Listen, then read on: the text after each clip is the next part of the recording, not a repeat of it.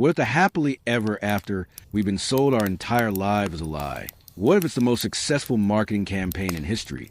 A beautiful fantasy created to hide a brutal, centuries-old truth. We see the gowns, the carriages, the magnificent royal weddings, and we swoon. But what if those shimmering dresses were really just gilded cages? What if those sparkling crowns were price tags, and a long walk down the aisle was a final step? Tonight, we're not just pulling back the velvet curtain on medieval royal marriages. We're going to set the whole theater on fire. We will journey into a world where children were chess pieces. Love was a dangerous liability. Was really a cry of surrender. What you are about to discover will change the way you see every fairy tale, every king, and every queen forever. Get comfortable, and let's travel back in time to uncover the greatest scam in human history. Let's begin by tearing down the central pillar of the fantasy. Here's what they don't teach you in history class.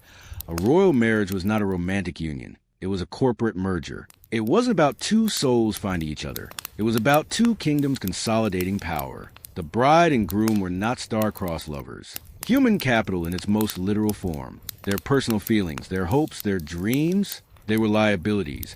Rounding errors on a balance sheet of power. A king didn't look at his daughter and see his little girl. He saw his most valuable, most versatile political tool. Imagine you are a medieval king, sitting in a cold stone room, candlelight flickering across a map of your continent. Your borders are threatened. Your rivals are growing stronger. Your treasury is dwindling. You are responsible for the lives and safety of thousands of your subjects. Then you look at your 5-year-old daughter. She is not just a child. She is a potential peace treaty with legs. She is a walking, talking trade agreement. Marry her to the son of the king whose armies are camped on your border, and you might secure a generation of peace. Marry her to a prince from a kingdom rich with silver mines, and you can fund your army for the next decade. She is your ticket to claiming another's lands, or your insurance policy against having your own lands claimed. The princess, in this brutal calculus, was the ultimate commodity. Her value was assessed with the cold precision of a merchant evaluating livestock.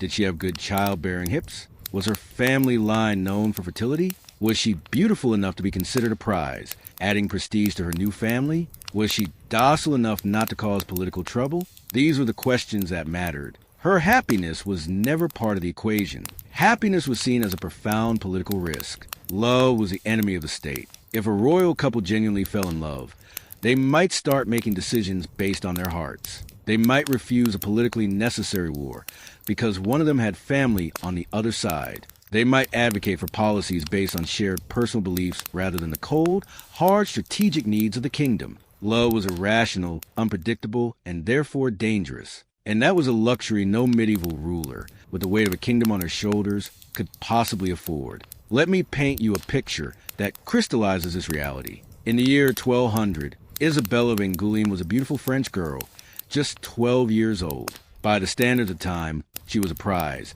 and was already properly betrothed to a French nobleman, a suitable match for her station and lands. King John of England, a man known for his ambition and ruthlessness, laid eyes on her. He wasn't struck by Cupid's arrow, but struck by strategy. Isabella's lands in France were in a crucial strategic location. Owning them would give him a vital foothold on the continent, and severely disrupt the plans of his great rival. There was no courtship, no romantic pursuit. He used his power to have her pre-existing betrothal forcibly broken. He then married this 12-year-old child himself. It was a hostile takeover, a strategic acquisition. A young girl was ripped from her home, her language, her future, and became the Queen of England overnight, not because of who she was, but because of what she owned. This wasn't an isolated incident. This wasn't an exception. This was the fundamental rule of the game. Children were routinely betrothed in their cradles, their entire lives mapped out before they could even walk. Sometimes, these child brides were sent to be raised in the court of their future spouse.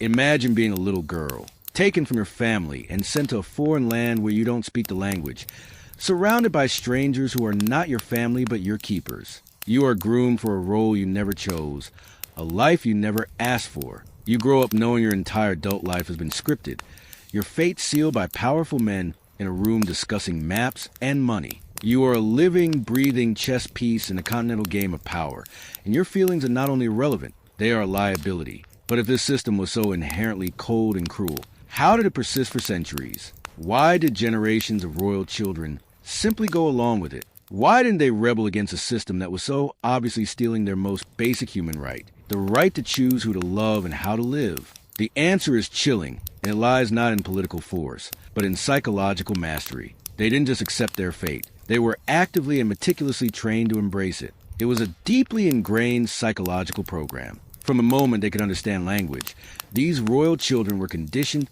day in and day out to believe that their personal desires were the enemy of their people. Imagine being a young princess in a medieval castle. Your bedtime stories aren't about brave knights rescuing damsels in distress for love. They are epic tales about wise queens who sacrifice their personal feelings to save their kingdoms through brilliant, strategic marriages. Your lullabies aren't about romance and passion. They are solemn hymns about duty, honor, and the greater good. The very concept of true love, the kind celebrated in poems and songs, was framed as a selfish, dangerous indulgence. Love was for peasants and poets, not for people with the weight of a nation on their shoulders. Your highest, noblest purpose, they would tell you, was to be an instrument of God and the state. Your personal happiness was a triviality compared to the stability of the realm. This conditioning was sophisticated, insidious, and relentless. A young princess might be given a doll, but it wasn't a simple toy. It was a training device. It would be a miniature bride, exquisitely dressed in the colors of the kingdom she was one day destined to marry into. She would be encouraged to rehearse wedding ceremonies with this doll, practicing her vows of submission, her grateful smile for her future husband, the perfect curtsy of a dutiful wife. She was literally playing with the architecture of her own future prison, learning to become a willing, even enthusiastic, participant in her own sacrifice. To fill the emotional void this created, royal courts perfected the art creating love substitutes. They fostered a grand theatrical environment of courtly love, a highly stylized and performative form of romance that was all show and no substance. A handsome young knight might write a princess a beautiful, heart-wrenching poem. A distinguished nobleman might send her flowers and sing songs of her beauty. It had all the trappings of romance. It looked like love. It sounded like love. And for a child starred to genuine affection, it might even have felt a little like love. But everyone understood it was a game with strict rules. It was a completely safe, sterilized version of affection, like giving a starving person a photograph of a magnificent feast. It satisfies the eye, but provides no real nourishment. It was a way for young royals to learn the language and rituals of romance without any danger of forming a real, autonomous, and therefore dangerous. The psychological manipulation was so pervasive, so total, that many of these children lost the ability to even recognize their own authentic feelings. They became brilliant method actors in the tragedy of their own lives, so good at pretending to be content that they sometimes convinced themselves it was real. We see this in figures like the future King John of England. He was considered a model royal son. He wrote enthusiastic, beautiful letters to his intended brides, publicly praised the wisdom of his parents' choices, and seemed eager to fulfill his duties. But private letters, discovered centuries later in dusty monastery archives, tell a story of crippling anxiety and deep depression. He suffered from nightmares about his wedding days, had panic attacks during marriage negotiations, and wrote desperate, coded messages to his tutors, begging for an escape from his golden cage. The boy who appeared to be the perfect, grateful prince was silently screaming for help in a language no one in his world bothered to learn. Weren't always intentional monsters. Many genuinely believed they were being kind, even protective, which was shaped by medieval philosophy. Strong emotions were literally dangerous to the body and soul. Passion made people irrational, unpredictable, and therefore unfit to rule. A powerful French king wrote in a letter to his brother, "I save my children from the burden of passion, as I would save them from plague or poison. Better they should live in peace without love than die in chaos with it." He wasn't being cruel in his own mind. He was being a responsible father. But in protecting them from love, he wasn't creating peace. He was creating a vacuum, an emotional void where a human heart was supposed to be. But here's the fundamental, beautiful, and stubborn truth about human nature. It cannot be indefinitely suppressed. Love, it turns out, is like a weed growing through pavement. Poison it, and do everything in your power to stamp it out. But eventually it will find a crack, and it will push its way towards the sun. And when love finally broke through the cold stone walls of medieval royal court, the results could be absolutely explosive. That explosion first echoed to the halls of Windsor Castle in 1464. The young, handsome King of England, Edward IV. This wasn't a strategic alliance. not a political calculation, but real, genuine head-over-heels, can't-eat, can't-sleep love. The object of his affection was a woman named Elizabeth Woodville. She was a disastrous choice, a widow with 2 children from her first marriage, and most damning of all, she was politically useless. She brought no land, no army, no powerful continental alliances. In the cold calculus of royal marriage, a nobody, but she was beautiful and intelligent, and when she was with him, Edward felt something he had never experienced before, terrifying joy of being wanted for himself, not for his crown. Edward was already deep in negotiations to marry a French princess to secure a fragile peace. The treaties were being drafted, the dowry calculated, but he couldn't go through with it. In a move of breathtaking rebellion that sent shockwaves across Europe, he married Elizabeth Woodville in secret. With only her mother and a priest as witnesses, the King of England eloped like a lovesick teenager. When the news inevitably broke, the political world erupted. His own advisors were horrified. Parliament seriously considered declaring him mentally unfit to rule. The French were deeply insulted, and the delicate peace treaty collapsed. But Edward didn't just defend his choice. He stood before his entire furious court and said something no medieval king had ever dared to say, that he had married for love, and that he would rather be a happy commoner than a miserable king. Courtiers later wrote that the silence in that hall was the sound of an entire worldview cracking. Edward had committed the ultimate royal crime. He had publicly suggested that personal happiness might be more important than political duty. He had chosen his heart over his kingdom. And somehow, the sky didn't fall. England didn't descend into chaos. This fact terrified the other royal families of Europe more than any army ever could. Edward's rebellion was a crack in the dam. Other royal hearts, inspired by his story, began to push against the stone. The tale of Prince Pedro of Portugal is even more extreme. He was arranged to marry a Spanish princess, Constanza, for all the usual strategic reasons. But Pedro was desperately in love with his wife's own lady-in-waiting, a noblewoman named Inés de Castro. To break his engagement would be to live without Inés was unthinkable. So he did something incredibly reckless and defiant. He secretly married Inés, while still being officially married Constanza. He committed bigamy for love. When the truth was inevitably discovered, the fallout was catastrophic. Pedro's father, the king, seeing Inés as a political cancer that needed to be cut out, had her brutally murdered. But Pedro's love was stronger than politics, and it turned out to be stronger than death itself. When he finally became king, his first royal act was to have Inés's body exhumed from her grave. In a grand, macabre ceremony, he had her decaying body dressed in royal robes, placed a crown upon her head, and sat her on the throne next to him. Then he forced the entire horrified court to file past her corpse and kiss her skeletal hand, paying homage to her as their rightful and eternal queen. It was a grotesque, insane, and strangely romantic gesture. He was sending an unmistakable message to the world. You can kill the woman I love,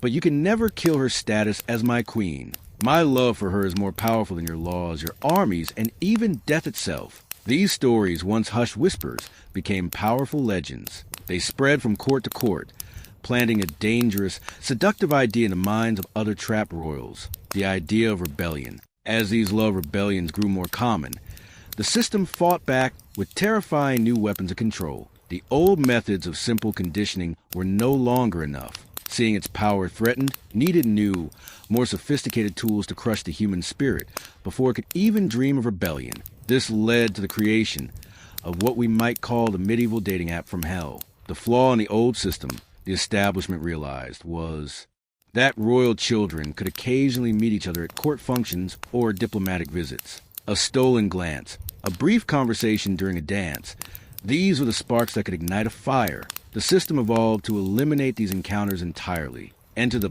portrait protocol. Royal children were now forbidden from meeting their intended spouses before their wedding day. They were shown painted portraits. But these weren't simple likenesses. They were medieval Photoshop, pure propaganda designed to make a political arrangement feel like a fairy tale. Court artists were instructed to flatter, to soften harsh features, to add a noble glint to the eye, to erase signs of age or infirmity. A young princess would be shown a portrait of a handsome, kind-looking man, a painting that might have been made 20 years earlier when he was in his prime. Alongside the portrait, she would be given beautifully written letters, supposedly from him, expressing his deep admiration and boundless excitement for their union. These letters were, of course, written by professional court scribes who specialized in counterfeit romance. For years, a young princess might fall in love with this fantasy, this carefully constructed fiction. She would write letters back to the portrait, pouring out her heart and her hopes to a man who didn't exist. Then, on her wedding day, the beautiful illusion would be brutally shattered. The handsome prince from the painting would be revealed as a middle-aged, bitter man, and the romantic letters would be exposed as the work of a paid court employee. She had been catfished by an entire political system. To prevent any other unauthorized attachments from forming, emotional isolation protocols. A young prince might be subjected to a rotation system. He would never be allowed to stay in one castle for more than a few weeks. The moment he started to form a friendship with a page, or even a trusted tutor, he would be whisked away to another location. He was being systematically trained to see all human connections as temporary, to never invest his heart anywhere. He became a ghost in his own life, present but never truly rooted, never truly connected. But the most diabolical technique was what we could call compatibility theater. Let's say Princess Isabella was arranged to marry Prince Ferdinand. Both would be fed carefully crafted stories about the other. She would hear of his legendary bravery and kindness. He would hear of her unparalleled wit and beauty. Then, their first meeting would be meticulously staged to feel like a moment of pure, spontaneous magic. They might accidentally encounter each other in a beautiful, sunlit garden. He would happen to be reciting a romantic poem she had been told was his favorite. She would be wearing a gown of a particular color that he had supposedly mentioned he admired above all others. Every shared glance, every seemingly spontaneous conversation was scripted and rehearsed. They weren't falling in love with each other. They were falling in love with an elaborate, Oscar-worthy theatrical production. The system gave them the feeling of choice, the illusion of a fated romance, while ensuring they remained completely within the ironclad bounds of political necessity. The legal chains that bound these couples were just as elaborate. A royal marriage contract wasn't a simple document. It was a labyrinthine legal masterpiece, sometimes dozens of pages long, that would make a modern corporate merger look like a child's coloring book. These contracts covered everything. The dowry wasn't just gold. It was entire cities, exclusive trade routes, and mining rights for generations. They included clauses on genetic futures trading, specifying precisely how many sons needed to be produced to secure the alliance. They even had contingency plans for what would happen if one spouse died, or if both died but left behind pregnant mistresses from extramarital affairs. They were planning for infidelity before the couple had even met. Some contracts went even further, containing emotional performance clauses. Margaret of Anjou's contract for her marriage to Henry VI of England legally required her to appear happy in public. She could be miserable in her chambers, but her public joy was a contractual obligation. If court observers noted that she appeared melancholy or insufficiently enthusiastic at state functions more than 3 times a year, her family would face severe financial penalties. They had put a price tag on a fake smile. The ultimate act of this dehumanizing process was a proxy wedding. The business of marriage was so utterly detached from the people involved that the bride and groom didn't even need to be in the same country to get married. A princess would stand at the altar in all her finery and marry a representative, a random duke or ambassador who was literally standing in for the real groom. These ceremonies involved a bizarre ritual called symbolic consummation. To make the marriage legally binding under church law, the proxy groom would place his leg on the bed next to the bride. This grotesque ritual legally represented the completion of the marriage. The bride's consent, her presence, her very identity as a person, was completely irrelevant. She was property being transferred, and the paperwork just needed to be in order. And on the wedding night itself, there was no privacy. The consummation of the marriage was a public spectacle, witnessed by a room full of bishops, nobles, and legal scribes who took detailed notes. A terrified teenage girl, who had often just met her husband for the first time, would have to perform the most intimate act of her life in front of an audience. Her performance would be graded and recorded in official documents. These records were then used as political tools. If a king later wanted to get rid of his wife, he could claim the consummation was canonically deficient because she had shown excessive distress. A woman's trauma could be used as the legal basis for invalidating her own marriage. This system was designed to be unbreakable. It was psychological, legal, and social prison forged over centuries. But even in this profound darkness, the human spirit found ways to resist. Princesses developed secret codes, using the language of flowers in their bouquets, to communicate their true feelings to trusted friends. A yellow rose meant, "I'm lonely. I remember what real love feels like." They were running an underground railroad of emotion, smuggling authentic feelings through a system designed to eliminate them entirely. And sometimes these systems backfired spectacularly. A marriage designed to bring peace would instead ignite a century of war. Eleanor of Aquitaine's marriage to the King of France was one such disaster. They were hopelessly incompatible. He was pious and introverted. She was vibrant, intelligent, and ambitious. Trapped in a miserable union, Eleanor finally managed to secure an annulment. Just 2 months later, she married the King of England. In doing so, she took her vast and wealthy lands, nearly half of modern France, and handed them to England, France's greatest enemy. The marriage meant to unite France instead gave its rival the power and territory to wage war against it for generations. This personal marital failure was the spark that lit the flame of the 100 Years' War. And what about the children born into this nightmare? The pressure on queens to produce a male heir was relentless. Royal wives were reduced to little more than breeding stock. The average queen in the late medieval period was pregnant or nursing for approximately 15 years of her adult life, cycling from one pregnancy to the next with no time for her body to recover. Miscarriages and stillbirths were common, and they were treated not as personal tragedies, but as political failures. A queen's worth was measured by her fertility. The medical reports from the time are horrifying. One royal physician blamed the queen's repeated miscarriages on her excessive education, suggesting that her passion for reading had diverted her vital energies away from her womb. They literally blamed her pregnancy losses on being too smart. The final act of this grand deception, the moment the whole rotten structure began to collapse under its own weight, came not from a rebellious princess, but from a king who was trying to be the ultimate medieval monarch, Henry VIII of England. Henry's story is often oversimplified as a love story, a king who broke with the Catholic Church for the love of Anne Boleyn, but that's not the whole truth. Henry was a product of the medieval system, a true believer in its logic. His marriage to Catherine of Aragon was, for nearly 2 decades, a political masterpiece. She was a perfect royal wife, pious, dutiful, and politically connected, but she had failed in her one critical, non-negotiable duty. She had not produced a living male heir. According to the cold, hard logic of the system he had been raised in, the marriage contract was void. It had failed to deliver the required product. Henry wasn't rebelling against the system. He was trying to use it. He needed to dissolve the bad contract and negotiate a new one that had a better chance of success. But the world was changing. The Renaissance had begun to whisper new ideas about love and human dignity. For complex political reasons of his own, refused to grant Henry an annulment. Trapped between the unbending rules of the old world and the emerging ideas of the new, Henry made a decision that set Europe on fire. He didn't just get a divorce. He created his own national church to grant it to him.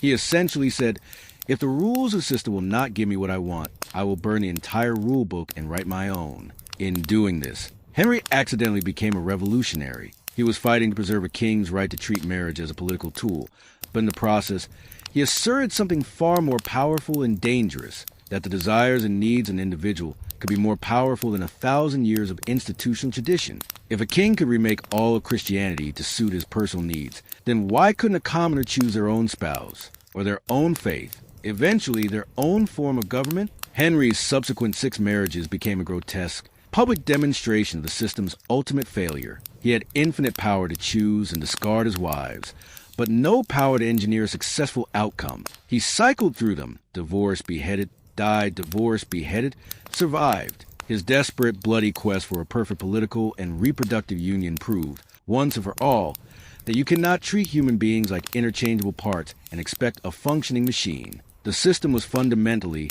irrevocably broken. As the medieval world gave way to the Renaissance and the Enlightenment, this revolution that began in the royal bedroom slowly rippled out to transform the entire Western world. The same arguments that defended a princess's right to a compatible partner were eventually refined and used to defend a citizen's right to a representative government. The idea that a royal marriage should be based on more than just political utility helped build the foundation for the modern idea that a human life should be valued for more than just its usefulness to the state. When we look at modern royal weddings today, we are witnessing the final victory of this long, quiet, and painful rebellion. When a prince or princess marries for love, they are exercising a freedom that was won through centuries of silent suffering, coded messages, secret rebellions, and defiant hearts. The children who were treated as property refused to accept their price tag. Their resistance echoes through history, In every fight for human rights, in every demand for dignity, in every insistence that love and choice are not luxuries, but fundamental human necessities, the great medieval marriage scam was a lie, a beautiful and elaborate piece of theater designed to consolidate power and control human beings. But it failed. It failed because it made one fatal, arrogant miscalculation. It underestimated the stubborn, resilient, and unquenchable power of the human heart. The system was designed to crush love, but in the end, it was love that crushed the system.